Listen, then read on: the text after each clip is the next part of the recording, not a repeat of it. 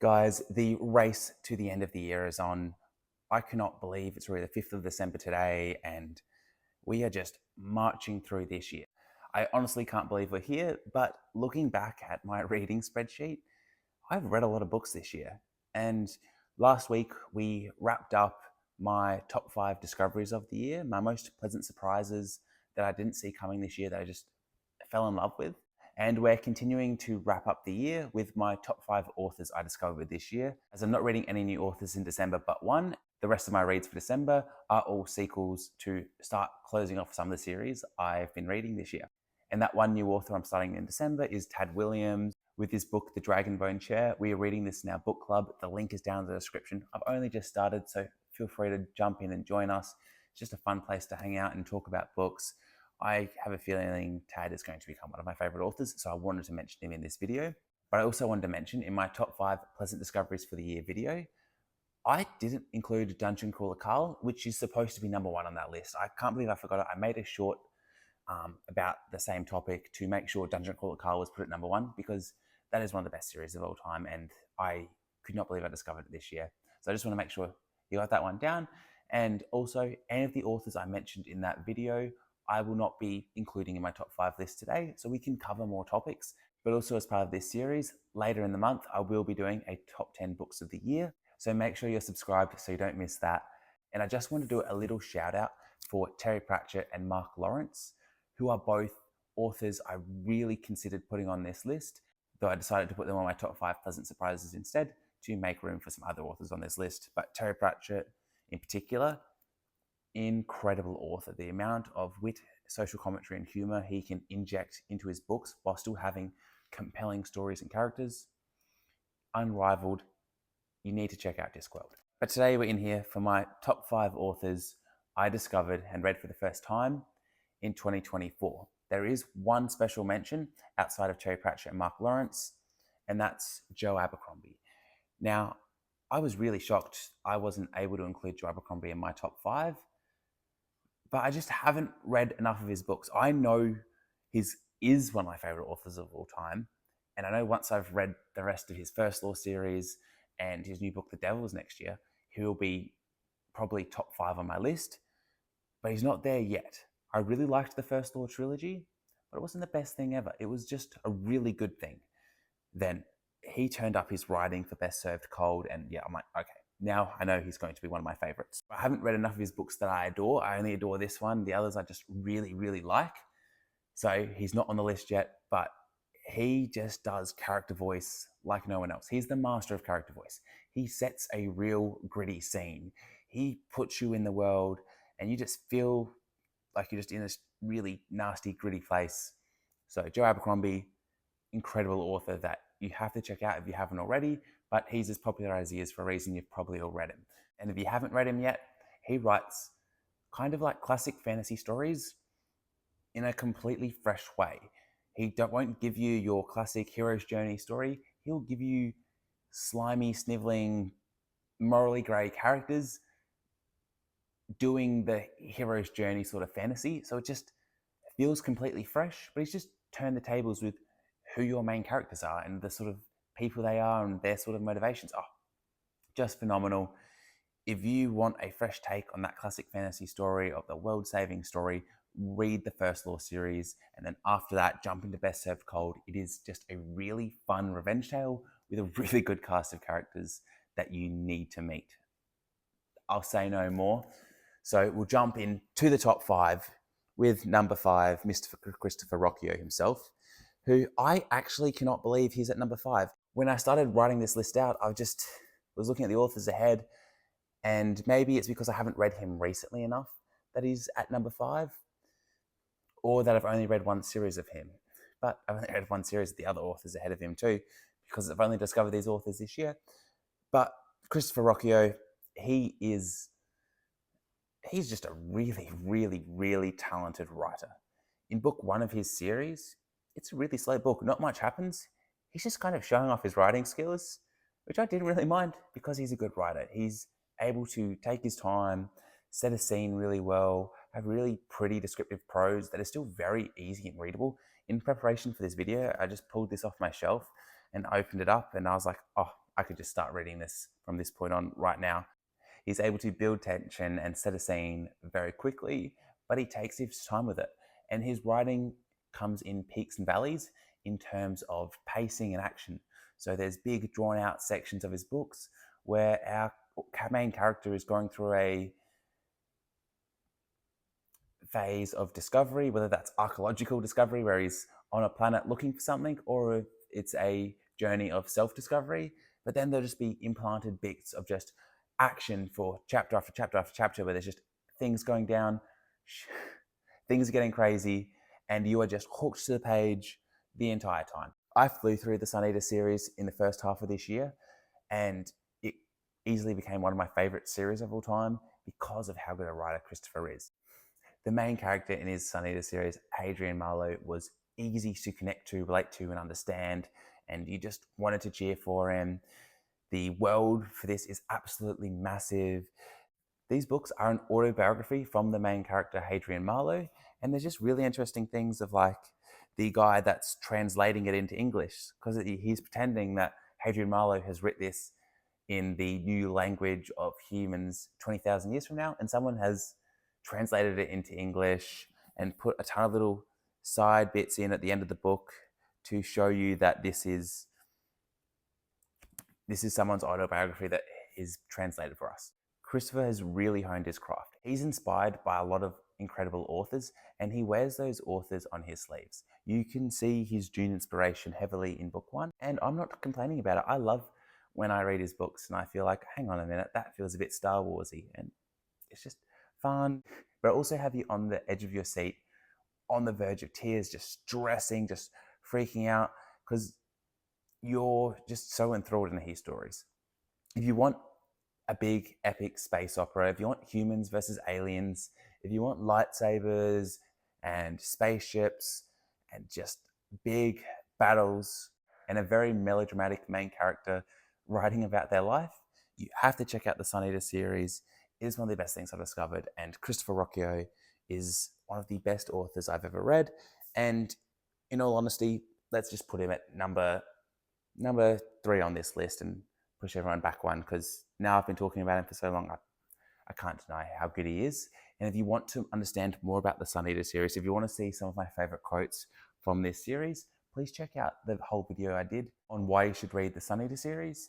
I literally pull out the whiteboard and take you through why this series is incredible, what reading order you should do with the novellas and the short stories, what you should expect going into the series. And it's just a really detailed run through of Sun Eater. So if you are interested in checking out one of the best authors of our day, check that video out and get into Sun Eater. But with that, coming into number 4, we have Brian Lee Durfee, the author of the 5 Warrior Angels series. It's just a trilogy, that's all he's written, but it is incredible. He's literally got a quote from Tad Williams on the front of his book. Durfee writes with guts, hearts, and a powerful and obvious love for the fantasy genre. Brian's prose, world building, and plot are among my favorites in all of those categories. The only reason this isn't like a top 5 series of all time for me is the characters are just a little bit too slimy and he's trying to make it a little bit too grim. But his writing is beautiful and descriptive, but it doesn't waste time just describing trees. He'll describe the scene for you, give you some good descriptive language, but then he'll just move on and keep the plot moving forwards. So his books are just so addictive. I read this trilogy, and it's a big trilogy. Like, these books are massive. This is like a 30-something hour audiobook, and the others aren't that much shorter. He sets a grim, real scene like Abercrombie, and he has prose that just flows so well. One sentence from the next, it just feels nice to read. It's very descriptive. You understand exactly what he's wanting you to feel. The world he's built here is absolutely massive.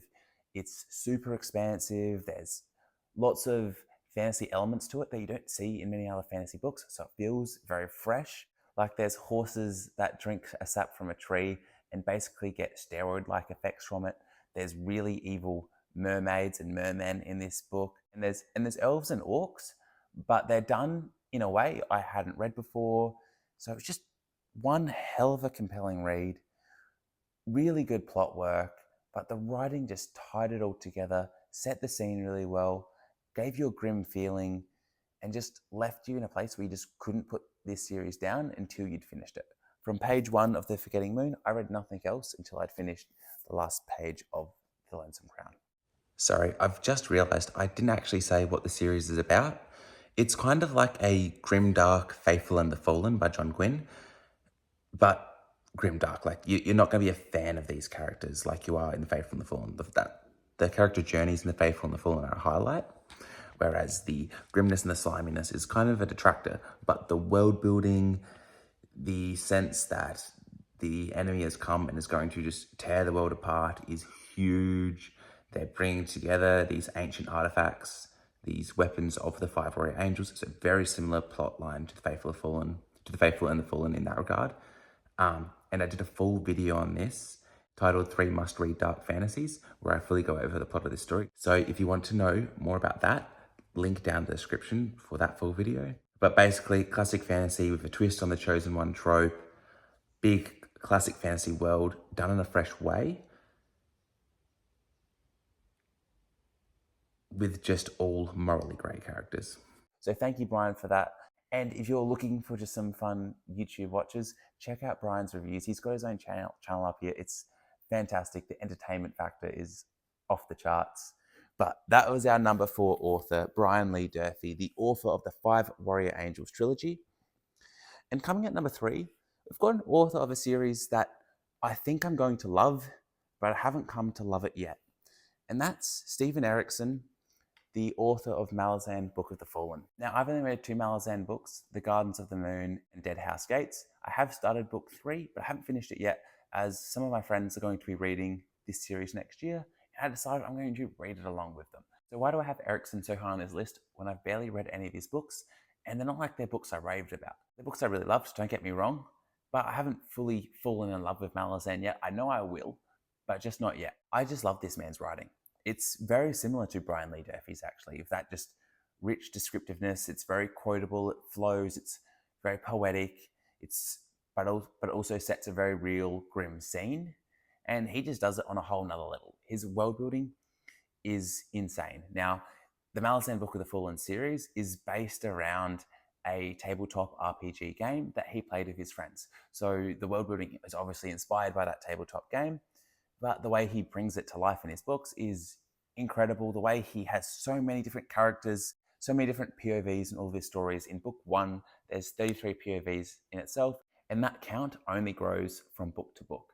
But every character, you instantly get a feel for who they are. They all have their own unique perspective, and you all know they're important because Steven is leading you somewhere. Just like where Sanderson has his Sanderlanches at the end, Steven Erikson leads you to a place where things just come together at the end. It seems like, oh my God, this is a big, massive story. How am I going to make sense of it all? And then it just ties in, and it's beautiful. The ending of Dead House Gates is an ending of a book that will just stick in my mind forever because we've just been following these characters on a big, massive journey across this continent. And this is just one part of the story. There was a lot of parts to Dead House Gates, but you're just following him on this journey.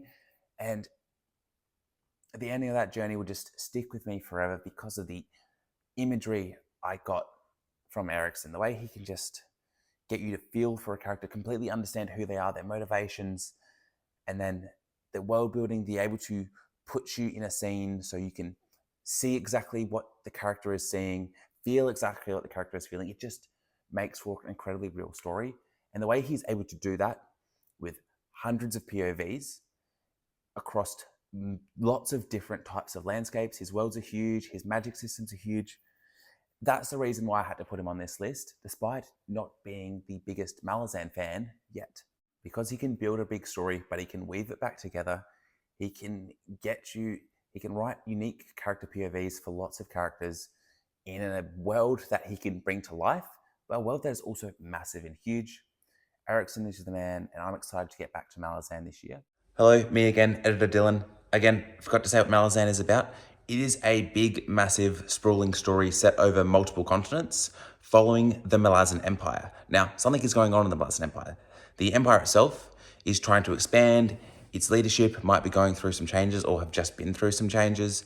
And we're just following the events of the empire. The empire is the story and the main character. So we don't have like a hero that we're following on their journey, We're just following the people of the Empire and the people that are getting conquered by the Empire or fighting back against the Empire, or going on their own journey within the continents of the Empire as they're trying to do some cool stuff. So we're not following like a linear story of just, oh, our heroes going from farm boy to learning some cool magic to conquering this land or saving the lands. And we're just seeing the history of this empire play out. Very interesting stuff. Great reads. I'm really excited to get back to Malazan. Just talking about it in the creation of this video has built up my enthusiasm so much to get back to Malazan. But that brings us to number 2. And for me, number 2 was a bit of a surprise. I actually had Robin Hobb as my number 1 author on this list when I wrote it down. But just this morning when I was re-going over my list that I had written down to talk about, I had to change it because I just read 10 pages of the person I put at number 1, and I love those 10 pages so much that I had to swap the list around. So I'm sorry, Robin. I swear you were going to be number 1, but there's just a recency bias maybe that's just got a hold of me that's pushed her down to number 2. So Robin Hobb, I've read 4 of her books now. I've read the Farseer trilogy and the first book of Life Ship Traders, The Ship of Magic, and I just love reading Hobb's books. The reading experience of Hobb's books to me is cozy. Something about her writing and prose just feels comfortable and homey. You like, no matter where you are, you could just be outside in the rain, but you open up one of her books and you just feel like you're cozied up next to the fire under a blanket, because it brings you back to the books that got you in love with reading. For me, the Farseer trilogy reminded me a lot of The Ranger's Apprentice. Now, I have been grilled for that in comment sections for saying before, but I'm going to say it over and over and over and over again. It reminds me of The Ranger's Apprentice. Yes, that is a middle grade fantasy, and in no way is it done to the same depth as the Farseer trilogy. But if you want some easy reading, but with a flawed character that is just trying to do their best, obviously Farseer is the first thing to try, but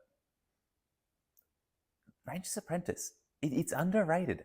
Me and my family still go back and read these books, and we're all adults now. They are fantastic. But I'm sorry, going back to Robin Hobb, cozy writing. You just feel like you're snuggled up in front of a fire reading her books, because the prose flows so smoothly. There's no resistance to reading her books. It's so easy to immerse yourself in because of the writing, because of the flow of the writing, how it's just descriptive and it's just easy to picture the world that she's putting you in. But the magic of Hobb isn't the cozy writing style. It's the character work. It's the dynamics between the characters, how the characters interact, how real they feel, and it's Fitz. Fitz Chivalry Farseer is the most human character I've ever read. He feels incredibly real. He feels incredibly flawed. As a young man, you can just see the mistakes he's making and understand why he's making them. You hope he doesn't make those mistakes, but you completely understand why he does. And there's that ability to relate and understand Fitz and understand just the sheer humanness of him that makes me love Robin Hobb's writing. Now in the Life Ship Traders, we don't get Fitz. We get a whole different experience, and it is all about the family dynamics for live ships. Really good characters that she just has playing off each other in just the most frustrating sort of way that you can't put down. It is a nautical family drama in a fantasy world. It's incredible.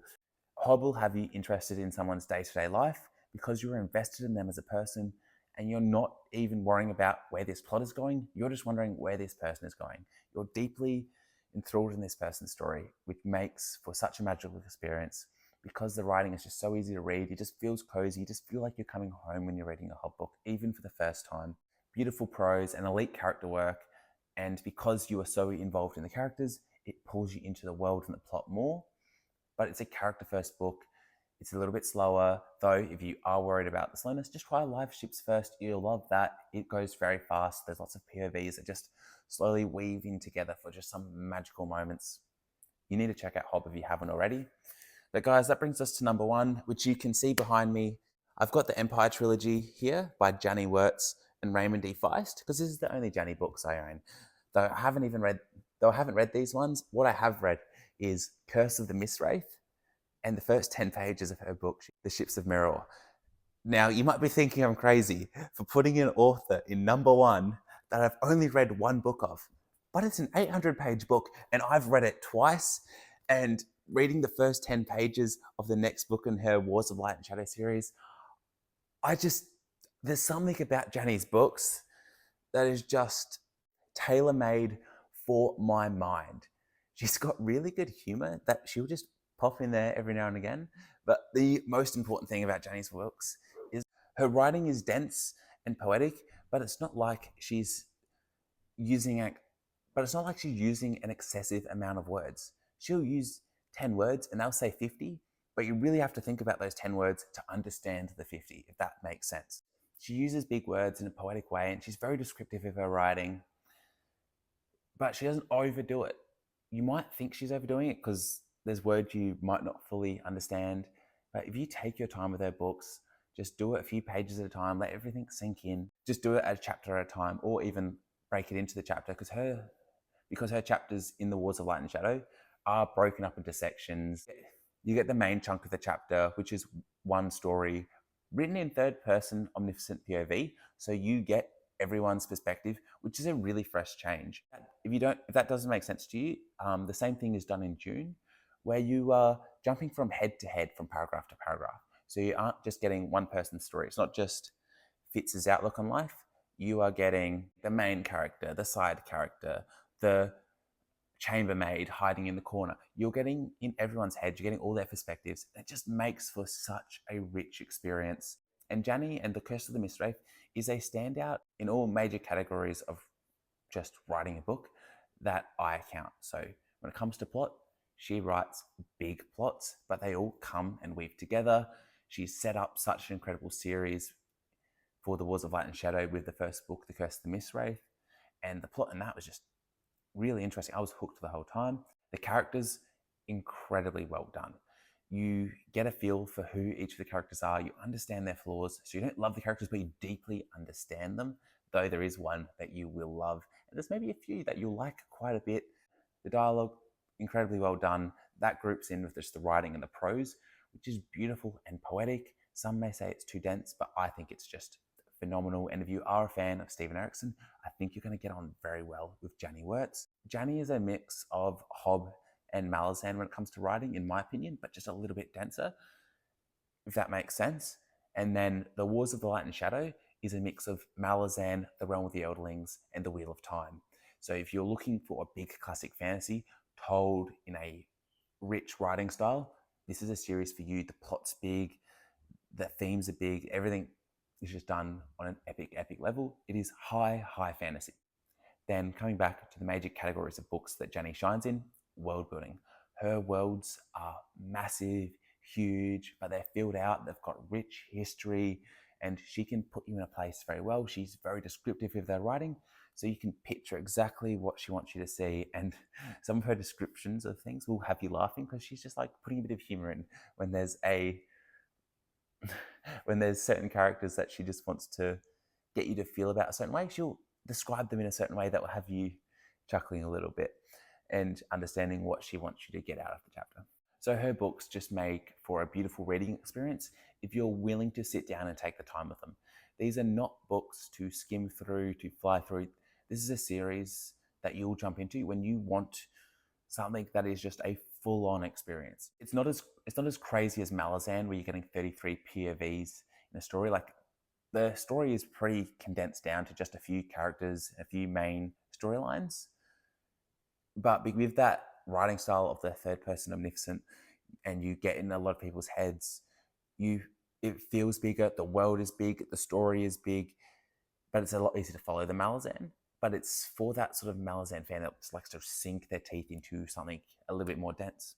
But yes, her writing is very just lyrical, and I recommend, if you want to check out Janny Wurts, check out her novella, The Gallant. It's a good intro to her series, The Wars of Light and Shadow, so it gave you an idea if you want to check it out. It's only like 120 pages, so check that out if you want to check out Janny Wurts but don't want to dive into an 800-page Curse of the Mistwraith book. But she also has the Empire trilogy that she wrote with Raymond E. Feist, which I will be reading in 2025 after I read the trilogy of Raymond's books that are set before this. Though you can just read the Empire trilogy by itself, I want to read a lot of Raymond's books, so I'm going to start at the beginning with that. But thank you so much for watching, guys. I hope you have a great day. Please let me know your favorite authors you discovered this year down in the comments. And just thank you so much for being here.